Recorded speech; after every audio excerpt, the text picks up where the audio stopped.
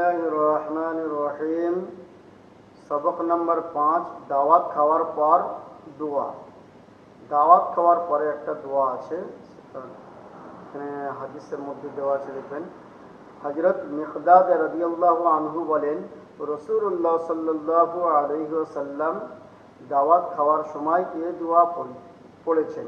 দাওয়াত খাওয়ার সময় এই দোয়া পড়েছেন। দোয়াটা হলো কি? আল্লাহুম্মা আত'ইম মান আত'আমানি ওয়াসকি মান সাকানি। আল্লাহুম্মা আত'ইম মান আত'আমানি ওয়াসকি মান সাকানি। অর্থ হলো, হে আল্লাহ, যে আমাকে খাওয়ালো তুমিও তাকে খাওয়াও, এবং যে আমাকে পান করালো তুমিও তাকে পান করাও। এটা মুসলিম শরীফের হাদিস, 5483 নম্বর হাদিস।